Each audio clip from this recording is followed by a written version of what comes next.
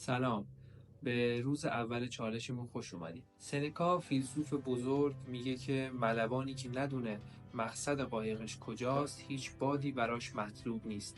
موضوع اینه شما میتونید بهترین سیستم هدف گذاری و بهره‌وری رو داشته باشید، ولی اگه ندونید هدف زندگیتون چیه خیلی به دردتون نمیخوره. این موضوع به زیبایی اهمیت داشتن هدف رو تو زندگی مشخص میکنه. برای همینه که ما قرار هفته اول چالشمون رو به هدف گذاری اختصاص بدیم، موضوعی که باعث تشخیص و اولویت بندی کارهایی که بیشترین اهمیت رو برای شما دارن میشه.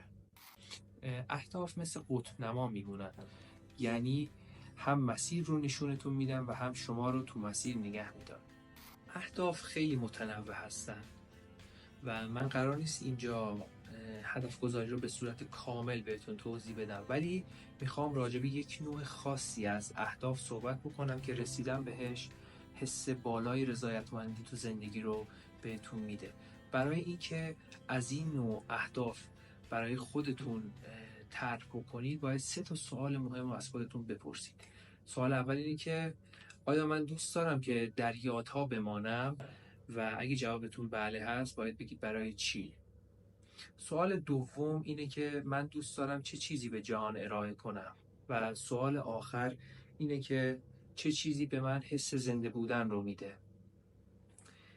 یکم وقت بذارید به این سوالات فکر بکنید و اهداف خودتون رو طرح بکنید و ممکنه تو این مسیر به یه سری تله ها بیفتین که من در ادامه تله ها رو بهتون توضیح میدم. خب بریم چند تا از این تله ها رو با هم دیگه بررسی کنیم. ممکنه اهداف شما خیلی زیاد باشه. یادتون باشه برای شروع کردن اهدافتون هر چقدر کمتر باشن بهتره.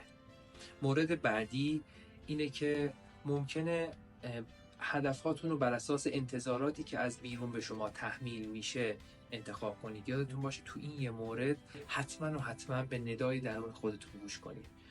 و مورد سوم اینه که هدف رو کاملا برای خودتون شفاف کنید. از قدیم گفتن سنگ بزرگ نشانه نزدن است و اگه هدفتون خیلی بزرگه حتما اونو به استپ‌ها و قسمت‌های کوچکتری تقسیم کنید که قابل دستیابی باشه. بعد از این قسمت یه سری اصول رو برای هدف گذاری با هم دیگه بررسی میکنیم. اول اینکه هدفتون باید ارزش زندگی شما داخلش محفوظ باشه، همچنین شور و اشتیاقتون برای زندگی یا همون کلمه معروف پشن شما برای زندگی. مورد بعدی اینه که هدفتون حتما باید شفاف باشه. بذارید با یه مثال مطرح کنم. ممکنه شما هدفتون سلامتی باشه. سلامتی به تنهایی یک کلمه شفافی نیست و خیلی بزرگه.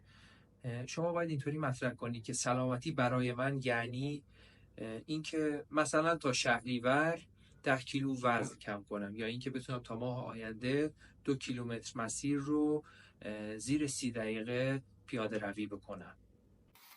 تو چند روز آینده شما قراره یه دید کلی برای اهداف بلند مدت و کوتاه مدتتون بگیرید.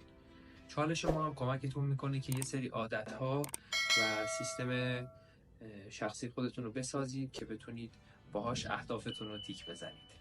برای قسمت اول چالشمون همینقدر کافیه که به هدفاتون فکر کنید.